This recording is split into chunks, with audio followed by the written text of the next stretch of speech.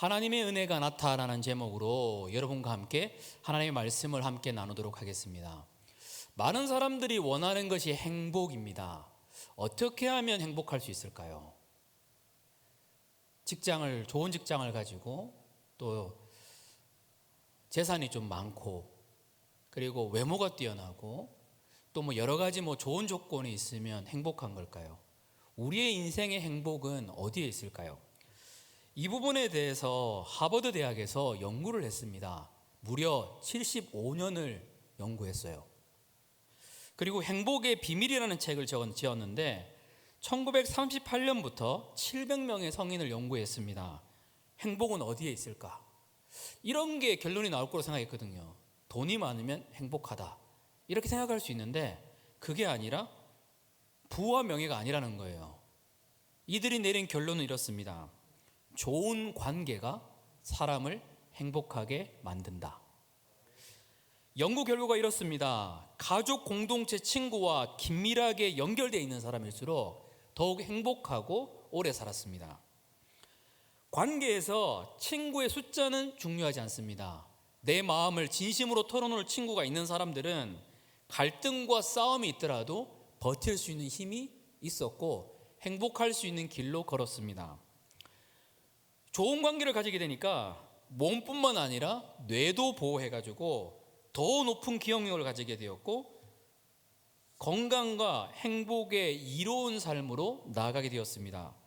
이들의 75년간의 연구의 결과는 이렇습니다. 행복한 것은 아름다운 관계에 있다. 마크 트웨인이라는 사람이 있는데 이 사람이 이런 말을 했습니다.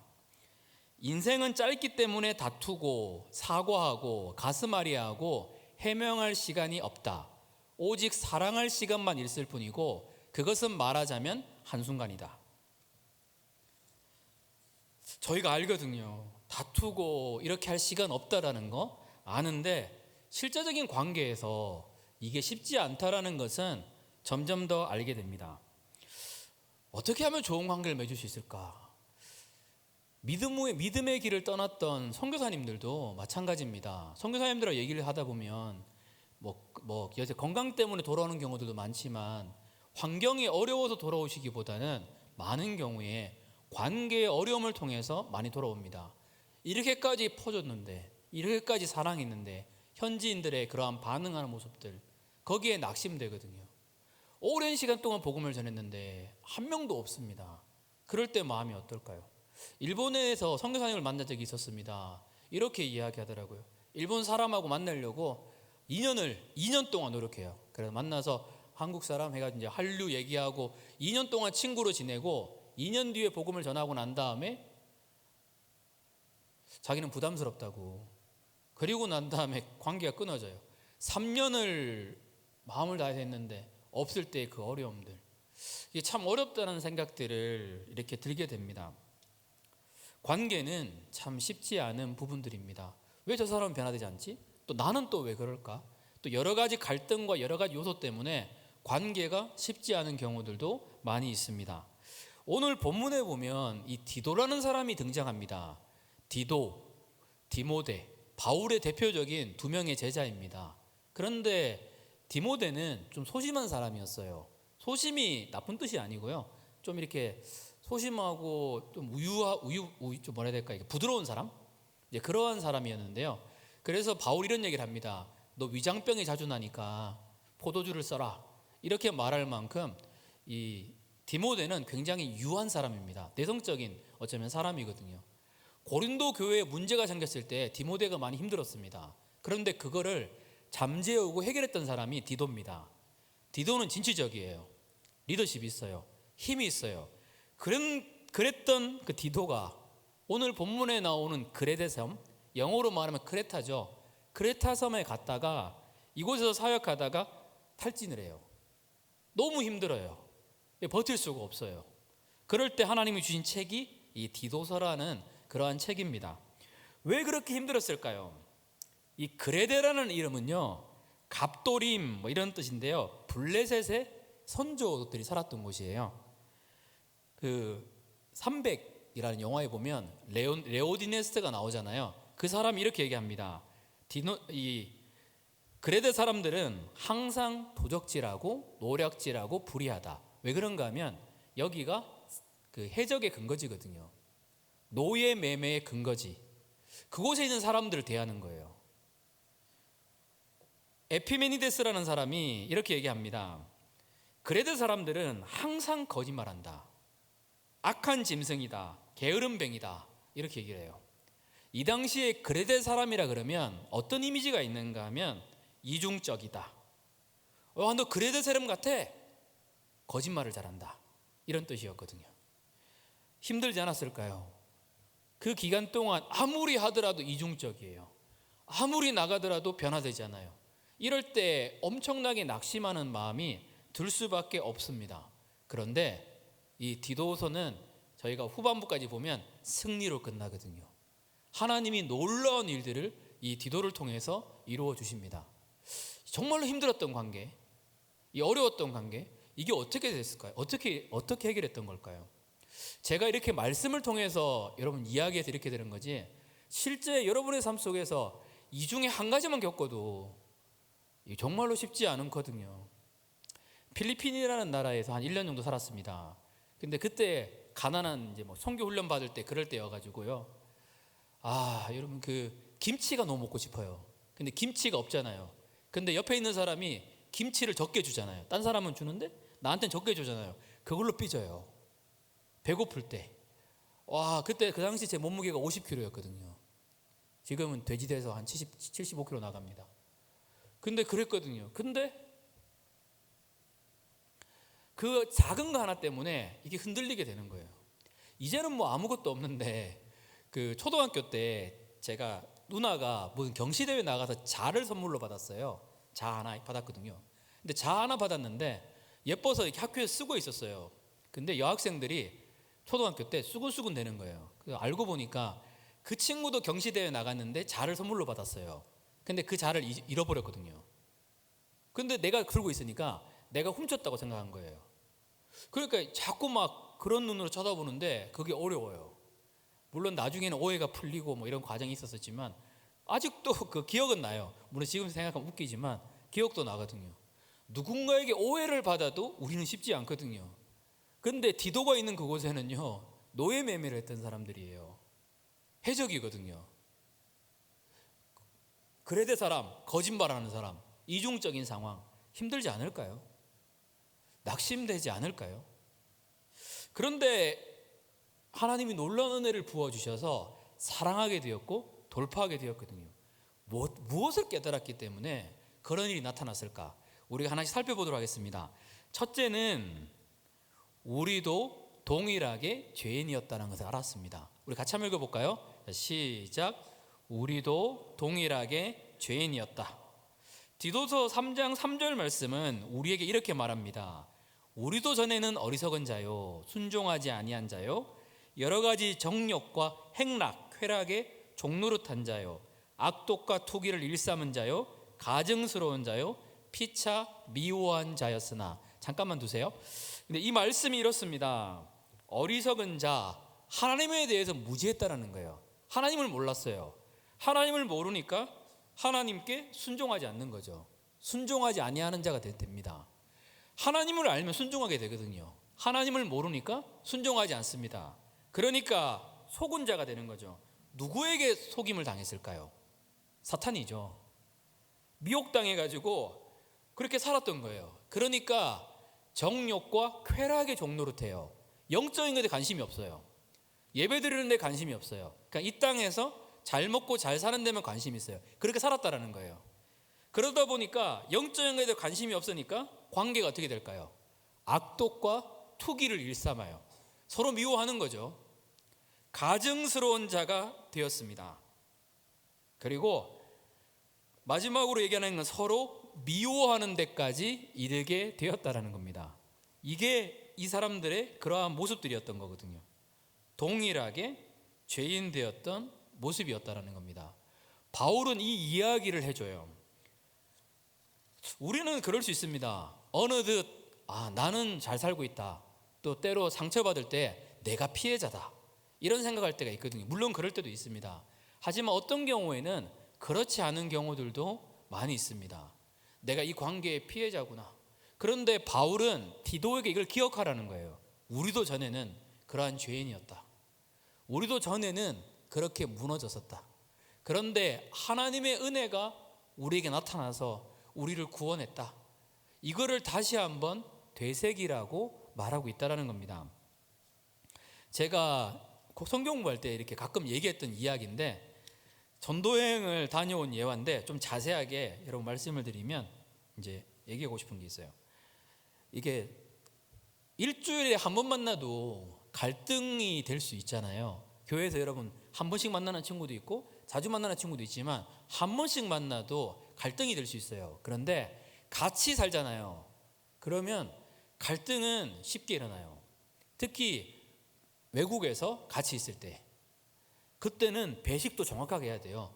배식 정확하게 하지 않으면 싸움 날 수 있어요. 이게 당연한 거예요. 이제 그런 분위기에 있거든요. 근데 저희는 그때 기억해 보면 전도여행 가운데서 이제 지금이야 뭐 되게 은혜로운 분으로 많이 변화됐지만, 그 당시 때 모든 학생들이 힘들어하는 분이 한 분 계셨어요. 이제 그분은 이제 살아가면서 이렇게 우리가 평생 못 들어봤던 말들을 하셨거든요. 그러니까 뭐 너희 어머니가 그렇게 가르쳤냐? 뭐 이런 말도 안 되는 뭐 그런 이야기들 있잖아요. 그러니까 막 외국 사람이에요. 그러니까 한국말을 할 줄 아는 건데 그렇게 하니까 막 같이 있는 사람들이 다 황당한 거예요. 막 너무 힘든 거예요. 그래가지고 막 안 되겠다. 이거는 안 되겠다. 지금 이거 방 안에서 막 염색하시고 막 그러니까 냄새 퍼지시는데 나가주시면 안 될까요? 그랬는데도 뭐 그냥 하세요. 이게 쉽지 않으셨거든요. 그 당시 때는 이게 같이 사는 게 너무 어려운 거예요. 그 당시 때는. 그리고 이제 결론을 내린 거죠. 한 달 같이 있다가 3달 전도여행인데 2달 더 있다가는 안 되겠다 싶어서 내보내야겠다 그 마음을 먹었어요. 그리고 예배를 드렸는데 중국으로 갔어요. 중국에서 예배를 드리는데 참 신기한 일이 있었어요. 그냥 중국의 대련에서 온누리교회에서 예배를 드리는데 선교사님이 저희 식사 대접을 해드리고 싶다고. 저희를 어떻게 티가 나는가 봐요. 전도여행 팀 티가 나는가 봐요. 그래서 식사 대접을 해드리고 싶다. 그래서 선교사님은 저희가 해드려야 되는데, 아니요, 저는 사업하는 사람이어가지고 제가 해드리고 싶다고. 알고 보니까 삼복 컴퓨터 여러분 혹시 아시나요? 옛날에 최초의 삼복 컴퓨터 이사하셨더라고요. 그거 만드셨던 분이시고 굉장했던 분이시더라고요. 그리고 데리고 가셔서 식사를 이렇게 대접해 주시는데 너무 맛있었어요. 맛있는 걸 먹으면 스트레스가 해소되는 것 같아요.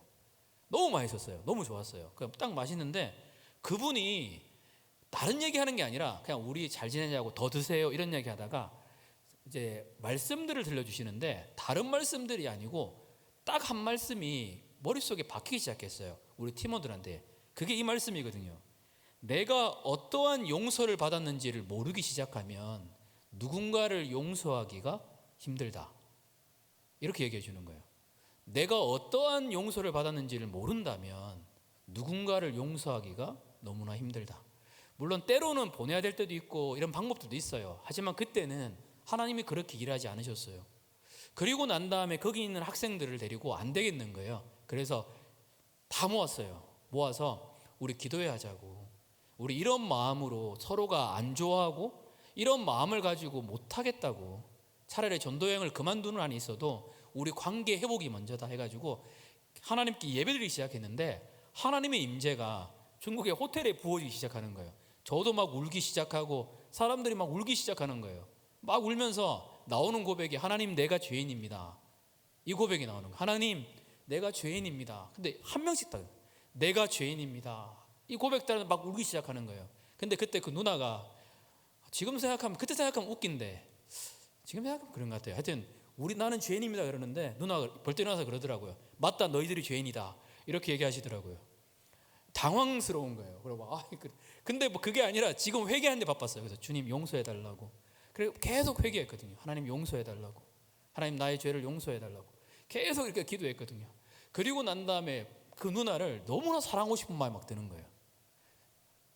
그때 제가 33인가 그랬는데 그분이 그때 당시 때 55인가 되셨거든요. 근데 너무 막 사랑하고 싶은 마음이 드는 거예요. 그래가지고 막 그 누나 위해서 손 놓고 막 기도하는데 눈물이 막 쏟아지기 시작해요. 그리고 막 사람들이 붙잡아서 같이 기도했거든요. 근데 누나가 그러는 거예요. 내가 죄인이라고. 막 울기 시작하는 거예요. 하나님의 은혜가 부어지게 되니까 모임이 너무 좋은 거예요. 그래 물어봤어요. 혹시 그 전까지는 보냈으면 좋겠다 그랬는데 물어보니까 같이 갔으면 좋겠대요. 끝까지 같이 가자고. 근데 그 누나가 마지막에 그러더라고요. 너희들이 없었으면 나는 다 못 맞췄을 거라고. 너무 고맙다고. 그 얘기를 해주는 거예요. 지금 그 생각이 나는 거예요. 내가 받은 그 은혜를 잊어버리기 시작하면, 내가 어떠한 죄인에서 구원받았는지를 잊어버리기 시작하면 다른 사람이 보이기 시작하거든요. 그런데 하나님이 나를 용서하셨는데 그분의 은혜를 생각하기 시작하면 우리는 새로운 삶과 새로운 길 가운데 나가게 됩니다. 그래서 바울이 디도에게 이야기합니다. 네가 어떠한 죄인이었는지 먼저 기억하라고 말하고 있습니다. 가만히 생각해 보면 그것뿐만 아니라 용서도 그렇고 사랑도 그런데 자꾸 잊어버리며 사는 것 같아요. 여러분 살면서 가장 많이 잊어버리는 게 뭘까요? 은혜 아닐까요? 우리가 막 감사 챌린지 하면서 막 발버둥 치고 어떻게든 좀 거룩하게 살려고 나가지만 그래도 자꾸 잊어버리는 것은 은혜라는 것 같아요. 익숙해진다고 얘기해야 될까요? 예레미야서 2장 2절 말씀에 보면 이렇게 기록되어 있습니다. 같이 한번 읽을게요. 자, 시작. 가서 예루살렘의 귀에 외칠지니라. 여호와께서 이와 같이 말씀하시기를 내가 너를 위하여 내 청년 때의 인애와 내 신혼 때의 사랑을 기억하노니 곧 씨 뿌리지 못하는 땅 그 광야에서 나를 따랐음이니라. 여러분 이거 이해 안 되지 않아요? 왜 이해 안 될까요? 여러분 이해되면 안 돼요. 왜 이 말씀이 이해 안 될까요? 여러분이 지금 출애굽기를 묵상하고 있잖아요. 그러니까 이해 안 되지 않아요? 이 말씀이. 주님이 기억한대요. 그러니까 주님이 그립다라는 거죠. 근데 이렇게 이야기합니다. 씨 뿌리지 못하는 땅 그 광야에서 나를 따랐다고 너희가. 우리 지금 출애굽기를 묵상하고 있습니다. 큐티 보내고 있는데 영상도 보내고 있는데 여러분 잘 보고 있죠? 이 흐름만 따라와도 주님을 깊게 만날 수 있거든요. 근데 우리가 지금까지 읽었던 출애굽기를 보면 이게 말이 안 되잖아요. 이스라엘 백성들이 하나님이 말씀하시면 아멘 하고 기쁘게 따라갔나요? 심심하면 불평했거든요. 심심하면 하나님 원망했거든요. 그런데 왜 하나님이 이스라엘 백성들을 향해서 내 인애와 신혼 때의 사랑을 기억한다라고 말했던 걸까요? 왜 그랬던 걸까요? 아무리 이스라엘이 광야에서 원망해도요, 구름 기둥 딱 뜨면요 출발했어요. 불기둥 딱 뜨면요 멈췄어요. 하나님이 말씀하시면요 이스라엘 갔어요. 하나님이 말씀하지 않으면 이스라엘 멈췄어요. 하나님은 이게 그리운 거예요.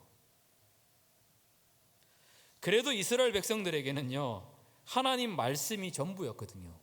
이 광야라는 말이 히브리 단어로 미드바르란 뜻인데요, 이 말은 그대로 번역하면 말씀이란 뜻입니다.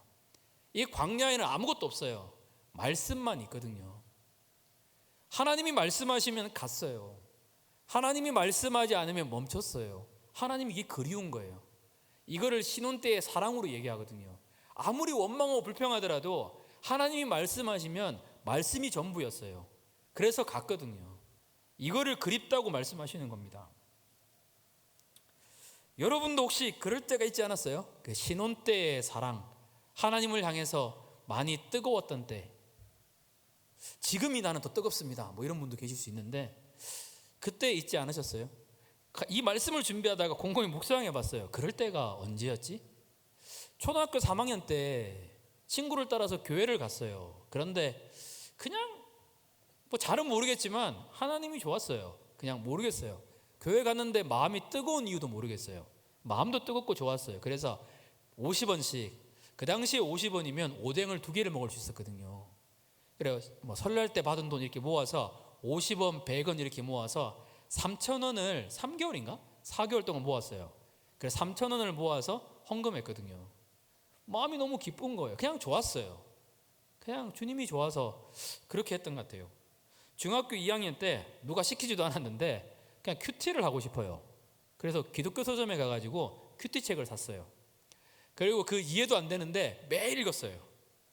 읽고 친구가 농구하자 그래도 잠깐만 하고 읽고 난 다음에 갔거든요.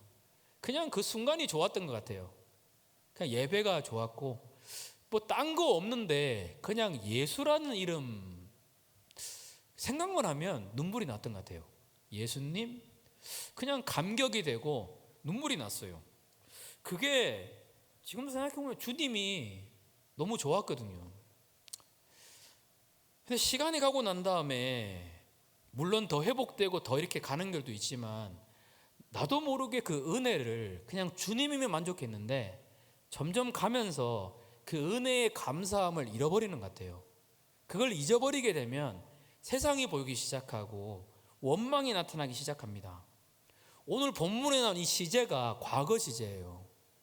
우리의 신앙이 과거 시제가 되면 안 되거든요. 야, 내가 학생 때는 얼마나 뜨거웠는데 이렇게 하면 안 돼요. 가면 갈수록 뜨거워져야 되거든요. 신앙은 가면 갈수록 뜨거워지는 것 같아요. 그때 그거는 없지만 여전히 하나님 없으면 못 살거든요. 그분의 은혜가 전부가 되거든요. 하나님의 은혜가 내 삶 속에 전부가 되기 시작하면 점점 우리의 삶은 새로운 길로 나가게 됩니다. 그래서 내가 은혜 받은 죄인이구나, 이거를 기억할 때에 우리는 품을 수 있는 힘을 얻게 됩니다. 우리 옆에 있는 분한테 한번 고백하겠습니다. 우리는 은혜 받은 죄인입니다. 네.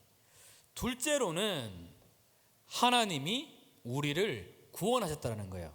두 번째는 하나님이 우리를 구원하셨다. 4절 5절 말씀입니다. 우리 구주 하나님의 자비와 사람 사랑하심이 나타날 때에 우리를 구원하시되 우리가 행한 바 의로운 행위로 말미암지 아니하고 오직 그의 긍휼하심을 따라 중생의 씻음과 성령의 새롭게 하심으로 하셨나니. 여기서 중요한 포인트 말씀이 있습니다. 하나님의 구원은 우리의 의로운 행위로 말미암지 않았다는 거. 포인트가 두 개죠. 하나님의 자비와 사랑.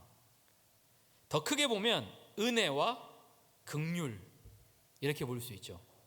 은혜라는 뜻은 뭘까요? 받을 자격 없는 자에게 부어졌다. 이게 죄인됨이거든요. 나는 은혜 받기에 괜찮아, 이게 아니라 아무런 은혜 받을 자격이 없는 나에게 하나님이 은혜를 부어주셨구나, 이게 사랑이거든요. 내가 자격이 있다고 생각하는 순간 점점 내 삶은 무너지게 돼 있어요. 하나님이 은혜로 나를 지켜주셨구나, 내가 어떤 것도 없었는데 하나님이 은혜로 나를 보호하셨구나, 그게 우리를 깊은 성장으로 나가게 됩니다.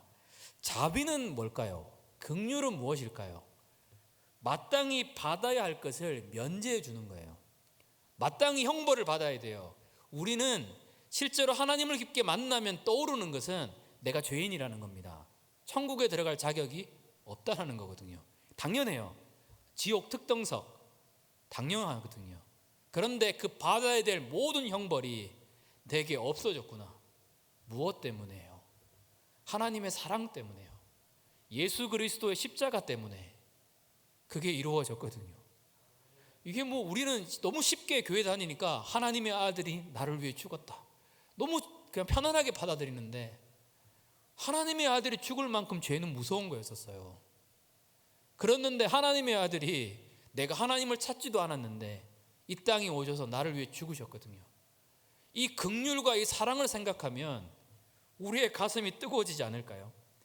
받을 자격 없는 자에게 부어진 은혜. 이 십자가를 생각하면 1만 달란트의 비유가 떠오릅니다.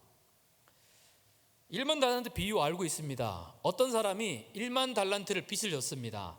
1만 달란트는 지금으로 계산하면 정확한 계산할 수 없지만 한 100조? 셀 수 없는 금액을 나타내기 위해서 썼던 표현이에요. 근데 1만 달란트 빚진 자가 빚을 탕감해 받았는데 100데나리온 빚진 자 500만 원, 크죠? 그 빚진 자를 용서 못한다는 비유예요. 우리 말씀을 한번 보겠습니다. 마태복음 18장 28절부터 35절까지인데 제가 읽겠습니다. 그 종이 나가서 자기에게 100데나리온 빚진 동료 한 사람을 만나 붙들어 목을 잡고 이르되 빚을 갚으라 하매 그 동료가 엎드려 간구하여 이르되 나에게 참아주소서 갚으리이다 하되 허락지 아니하고 이에 가서 그가 빚을 갚도록 옥에 가두거늘. 여러분 어떤가요? 10조가 넘는 100조가 넘는 비용을 비쳤어요. 실제로 그거보다 더 그러거든요. 하나님의 아들의 대가를 지불하면서 하나님이 우리를 용서하시고 구원했어요. 근데 우리 모습은 100데나리온 500만 원. 크죠? 그게 더 보이는 거예요. 내가 받았던 용서보다 다른 사람이 나에게 잘못한 것이 더 보이는 거예요. 근데 진짜 믿음으로 성숙한 사람들은 상대방의 잘못과 이런 것들을 빨리빨리 이렇게 해버려요. 그리고 용서하거든요. 친해지는 것은 그 다음 일이지만 굳이 화해할까지는 아니지만 하지만 빨리빨리 해결하거든요. 내가 그만큼 1만 달란트의 빚을 진 사람이니까. 그러면 내 삶은 새롭게 됩니다. 그런데 이 사람이 그래요. 100데나리온 빚진 자를 만나니까 그가 빚을 갚도록 옥에 가둬요. 이 사람이 불쌍히 여겨주세요 하더라도 중요하지 않아요. 가두니까 31절 말씀에 이렇게 말합니다. 그 동료들이 그것을 보고 몹시 딱하게 여겨요. 아니 본인은 100조의 용서를 받았는데 본인은 용서를 못하니까 주인에게 가서 그 일을 다 알립니다. 어떻게 될까요? 이에 주인이 그를 불러다가 말하되 악한 종아, 내가 빌기에 내가 내 빚을 전부 탕감하여 주었거늘 내가 너를 불쌍히 여김같이 너도 내 동료를 불쌍히 여김이 마땅치 아니하냐 하고 주인이 노하여 그 빚을 갚도록 그를 옥졸들에게 넘기니라. 35절 너희가 각각 마음으로부터 형제를 용서하지 아니하면 나의 하늘 아버지께서도 너희에게 이와 같이 하시리라. 우리는 사실 그런 게 사람이에요. 500데나리온, 100데나리온 안 되죠. 그런데 1만 달란트를 기억하기 시작하면 된다라는 거예요. 내가 어떠한 사랑을 받았는지를 기억하면 된다라는 거예요. 그래서 하나님께 기도해야 됩니다. 주님, 내가 어떠한 용서를 받았는지, 하나님 내가 어떠한 사랑을 받았는지 깨닫게 해주십시오. 이게 사람의 말로 안 돼요. 그런데 실제 하나님이 그렇게 용서하셨거든요. 그분의 임재가 부어지는 순간 우리에게는 주님 나는 죄인입니다, 나를 떠나소서라는 고백이 나올 수밖에 없어요. 이 은혜를 생각하면 용서의 길을 걷게 되어 있습니다. 제가 금요일 날 성경 묵상학교 때 한번 짧게 얘기했는데 기억나는 선교사님이 한 분 계세요. 여러분 계시지만 코너에서 만난 선교사님인데 이분의 영어는 말할 때마다 이 말을 반복해요. Go God, 이 말을요. 하나님 짱 이거거든요. 말할 때마다 For God so loved you 하고 난 다음에 Go God, 맨날 Go God 해가지고 Go God 선교사님이에요. Go God, 하나님 짱 이거거든요. 아니 어떻게 하나님 짱 맨날 얘기하시길래 어떤 삶을 살았나 보니까 이란이라는 나라에 갔다가 잡혀요. 그리고 난 다음에 감옥에서 3년을 있었다 그러시더라고요. 말도 안 되는 고문을 당하셨어요. 그 막 덩치 큰 남자들이 와가지고 경찰들이 와서 엄청나게 맞았어요. 미국과 이란과의 문제가 생기면 포로니까 더 때리고 그렇게 맞았다 그러시더라고요. 근데 매일 자기를 때리는 사람을 누가 용서를 할 수 있을까요? 안 되죠. 아예 못하죠. 그런데 어느 날 하나님의 임재가 부어지기 시작하는 거예요. 이게 진짜 하나님이 나타나는 거예요. 우리는 용서 못하는데 하나님이 나타나면 용서가 돼요. 하나님이 나타나가지고 그 마음속에 자기를 매일 때리러 오는 그 사람을 사랑하는 마음이 일어나는 거예요. 이게 말이 안 되잖아요. 근데 그 사람을 또 때리는데 웃으니까 너 왜 웃냐고 묻는 거예요. 갑자기 그러니까 내가 믿는 하나님이 너를 사랑하기 때문에 내가 웃는다고. 그러니까 이 사람이 때리지를 못해요. 예전처럼 그렇게 함부로 대하지를 못해요. 아니 내가 맨날 너를 때렸는데 어떻게 나를 사랑할 수 있냐고. 우리는 못해요. 어떻게 가능하나요? 말도 안 되는 거죠. 그런데 하나님이 임하시니까 이게 된다라는 거예요. 그리고 풀려나셨어요. 그리고 오셔가지고 강의를 하시는데 계속 고가 이래요. 하나님 짱. 이분에게 하나님은 어떤 분이실까요? 저 같으면 이럴 것 같아요. 주여, 내가 이란에 가가지고 지금 복음 전하러 왔는데 이게 뭐냐고, 장난하시는 거냐고 이럴 것 같은데 이분한테 하나님은 도대체 어떤 분이셨던 걸까요? 고가, 하나님 짱. 그리고 제가 코나에서 올 때 돌아가셨어요. 하늘나라 가셨어요. 너무 기뻐하셨더라고요. 수많은 사람들에게 선한 영향력들을 끼치는 거예요. 그 삶으로. 고가. 아직도 그 음성이 들려요. 고가, 하나님 짱. 하나님이 나타나실 때에 우리는 용서의 길을 걸을 수 있습니다. 품을 수 있어요. 저는 안 되거든요. 근데 이럴 때가 있어요. 하나님의 은혜가 부어지니까 너무 사랑하고 싶어요. 그래서 하나님께 기도해야 되는 것 같아요. 하나님의 은혜가 부어지면 약점이 안 보여요. 그 기억도 안 나요. 지난번에 청년이 얘기하는데, 목사님 그동안 제가 이런 잘못을 했고, 기억도 안 나요. 뭐 했는데? 모르겠는데 머리가 나쁜 것도 좋은 것 같아요. 기억이 안 나요. 하나님의 은혜거든요. 내가 1만 달란트 빚졌구나. 셋째는 뭘까요? 마지막 셋째는 성령을 부어주신다는 거예요. 자, 6절 7절 말씀인데 제가 읽겠습니다. 우리 구주 예수 그리스도로 말미암아 우리에게 그 성령을 풍성히 부어주사 우리로 그의 은혜를 힘입어 의롭다 하심을 얻어 영생의 소망을 따라 상속자가 되게 하심이라. 이 모든 것을 이루신 이유는 성령님이신 거예요. 성령님이 풍성하게 다 이루셨다라는 거거든요. 이게 우리의 삶 속에 왜 중요할까요? 누가복음과 사도행전을 우리는 사실 누가복음과 사도행전은 한 권의 책입니다. 누가행전이거든요. 왜 두 권이 됐을까요? 옛날에는 두루마리인데 너무 많은 거예요. 그래서 나눴을 뿐이지 사실은 누가행전은 한 권의 책이거든요. 이곳에 보면 성령의 역사가 나타납니다. 그런데 성령의 역사와 늘 긴밀하게 연결된 단어가 있습니다. 하나님의 성령의 역사가 나타나기 전에는 무엇이 일어납니다. 그게 뭘까요? 기도입니다. 누가복음의 대표적인 주제는 기도하라는 거예요. 너희가 기도하면 성령의 풍성이 부어주심을 경험하게 된다. 하나님의 백성들로 하여금 기도하라고 이야기하거든요. 성령님의 역사는 목마름과 기도를 통해 일어나요. 이런 분들이 있어요. 어떻게 기도할지 모르겠어요. 그 고민만 갖고 있으면 얼마든지 답을 줄 수 있어요. 제가 요즘 PPT 작업할 게 있어서 PPT 하다가 이게 생각이 안 나요. 글자를 한 번에 다 바꾸는 방법, 폰트를 한 번에 바꾸는 방법. 어렵지 않았어요. 근데 내가 찾아보고 물어볼 때 그게 힘이 있거든요. 근데 뭐 궁금하면 계속 물어보잖아요. 물론 뭐 그래도 답해 주지만 그러면 이게 성장이 없어요. 신앙도 마찬가지거든요. 내가 기도에 궁금하다. 기도에 대한 답을 줄 수 있는 사람 너무 많이 있어요. 알고 싶으면 어떻게든 인도해 줄 수 있거든요. 이 문제는 안 돼요. 근데 목마름이거든요. 내가 한번 하나님께 관심을 가져봐야겠다. 내가 기도해 봐야겠다. 기도를 믿음의 선배들은 성경에서는 호흡이라고 말합니다. 여러분, 호흡은 뭘까요? 호흡 없으면 어떻게 될까요? 죽습니다. 우리에게 기도가 호흡일까요? 이건 저한테도 하는 말이에요. 여러분한테만 하는 말이 아니라 저한테도 하는 말이에요. 기도 없이 죽어요.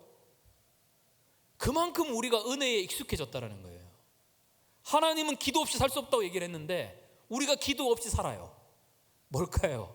무너져 있는데, 망가져 있는데 그걸 몰라요. 주님이 보통 제자들이 약하고 허물이 많을 때 용서해 주시고 받아주시거든요. 그런데 기도 부분만은 달라요. 제자들이 피곤해서 자고 있었어요. 주님이 그래요. 너희가 1시간이라도 끼어 있을 수 없느냐. 이렇게 할 수 있잖아요. 베드로야, 피곤하지, 자. 괜찮아. 이렇게 안 하시거든요. 기도 부분만은 달라요. 너희가 1시간만이라도 끼어 있을 수도 없겠느냐 말씀하시거든요. 기도는 많은 믿음의 선배들한테 호흡이었어요. 생명이었거든요. 그렇게 기도했어요. 기도 없이 살 수 없으니까. 근데 어느덧 기도 없이도 살아갈 수 있는 내 모습이 뭘까요? 회개할 때라는 거거든요. 기도가 없으니까 뭐가 나올까요? 비판이 엄청 나오기 시작하는 거거든요. 내 안에 약점이 보이기 시작합니다.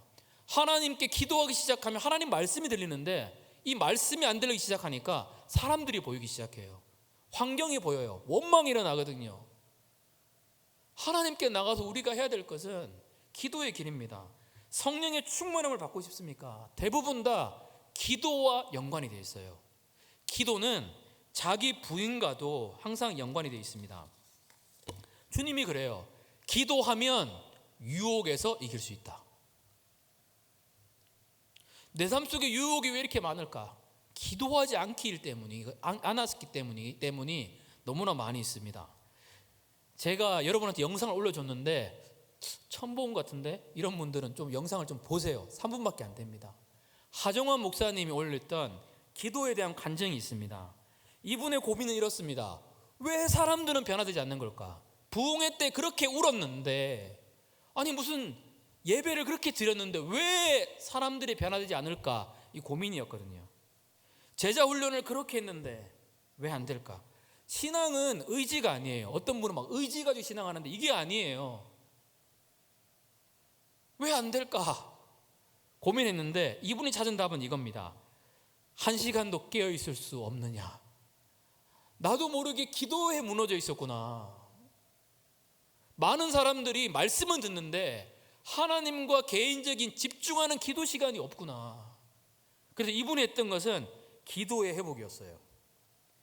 기도를 회복하기 시작하니까 사람들이 변화되기 시작해요. 제가 여러분과 신방할 때 보통 한 5번 이상 기도하잖아요. 왜 기도할까요? 제가 하는 말이 뭐가 될까요? 근데 기도하면 말이 떠올라요. 기도하면 하나님이 그 가운데 만지는 은혜가 있거든요. 하나님은 하나님의 백성들에게 기도하기를 원하세요. 야, 너 의사 됐구나. 야, 너 사장님 됐구나. 너 국회의원 됐구나. 잘했다. 이게 아니라 너 나와 교제했구나. 이게 우리의 상급이거든요. 기도에 있어서만큼은 양보해서는 안 돼요. 운동에 양보해도 돼요. 먹는 거에 양보해도 돼요. 하지만 기도에 있어서는 양보하면 안 돼요. 하나님이 저를 이곳에 보내셨을 때 주셨던 말씀이 딱 하나가 있었어요. 너희는 가서 모든 민족으로 제자를 삼아 아버지와 아들과 성령의 이름으로 세례를 주고, 이 말씀을 하나님이 주셨던 마음은 너의 제자도 아니고 어느 누구의 제자도 아니고 예수님의 제자 만들라고. 이게 제 사명이에요. 제가 청년들한테 바라는 게 뭐가 있을까요? 기도와 말씀이 생활화되는 걸 원해요. 하나님과 교제하는 삶이 있잖아요. 그래서 스스로 설 수 있다면 주님이 함께 하시니까 어느 누구도 의지가 되는 게 아니라 하나님이 나의 의지가 된다면 이 시대에 하나님의 사람으로 일어설 수 있거든요. 청년사역 어쩌면 죄송하지만 저는 어쩌면 전문가일 수도 있어요. 10년 넘게 했어요. 보통 10년 넘으면 전문가라 그러더라고요. 근데 어떠한 방법과 어떤 거 했던 거 있잖아요. 아무것도 아니에요. 누가 이런 얘기를 하시더라고요. 중학생들은 외계인이다. 안 바뀌니까. 이거 뭐 그러니까. 근데 중학생들이 부흥된 적이 있었어요. 언제였는지 아세요? 제가 고향 살았어요. 고양시 덕양구 살았는데요. 보니까 그 학교 나왔던 분들도 많더라고요. 거기 있는 중고등학교들 있잖아요. 목요일 밤만 되면 선생님들하고 같이 맨날 돌았어요.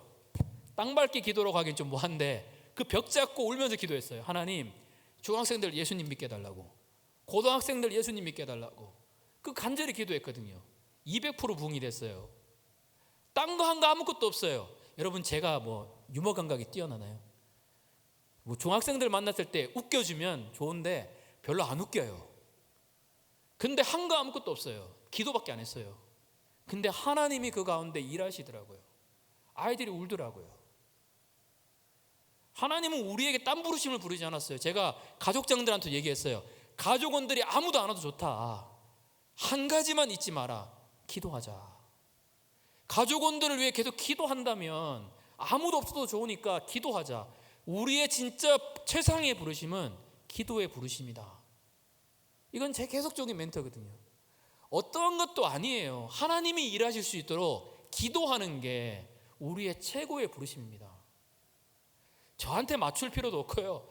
기도하는 사람들은 하나님의 가치관을 가지고 있어요. 동일한 마음이 나올 수밖에 없거든요. 제가 이상하지 않는 이상은.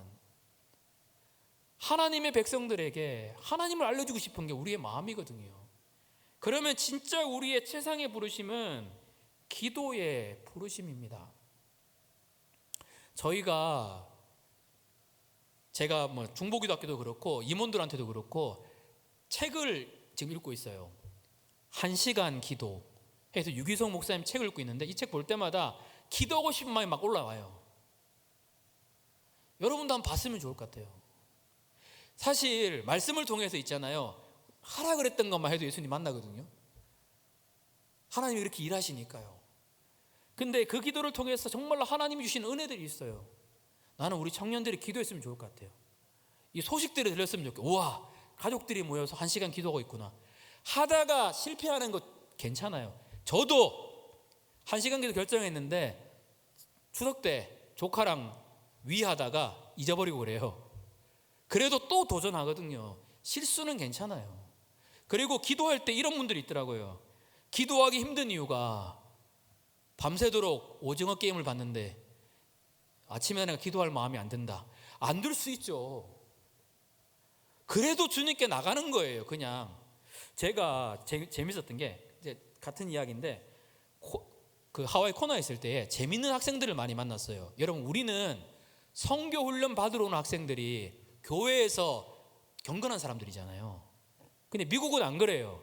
예수님 전혀 모르다가 이제 예수님 믿기 시작한 애들이 와요. 어떨까요? 모임 끝나면 담배, 술, 장난 아니에요. 딱 가보면 연기 나가지고 무슨 일 보면 창세기 보다가 담배 피고 있어요. 숙제하면서 안 끊어지니까. 근데 하나도 안 미워요. 하나도 그게 끊지 마 얘기도 안 해요. 끊어지니까. 하나님께 나가면 돼요. 하나님께 1시간의 교제를 하잖아요. 그랬던 학생들이 울기 시작해요. 그리고 담배 안 피기 시작하거든요. 탐마샬이라는 분이 그 성경 강의, 그 거룩함을 이야기하는데 미국 청년이 20살인가? 손을 들고 이렇게 얘기를 하는 거예요. 나는 당신이 이상한 말을 해가지고 우리로 하여금 자유함을 잃어버리게 하는 게 용납이 안 된다. 무슨 얘기인가 보니까 목사님 이런 얘기를 했어요. 우리는 거룩해야 된다. 무너질 수는 있지만 혼전 순결은 유지하는 게 좋다. 그러니까 미국 애가 손을 들고 그러는 거예요. 반대한다! 막 얘기하는 거예요. 그런 분위기예요. 근데 그 학생들이 변화돼요. 하나님이 바꾸시는 거니까요. 하나님이 우리에게 던지는 도전은 기도하는 도전입니다. 하나님께도 우리에게 부탁하시는 것은 하나님의 백성들로 하여금 기도하기를 원하세요. 나는 우리 청년들 마음속에 그 마음이 임했으면 좋겠습니다. 성령님이 풍성히 도와주시니까 우리 기도하자. 그 은혜가 여러분이 넘치시기를 축복합니다. 우리 기도하겠습니다.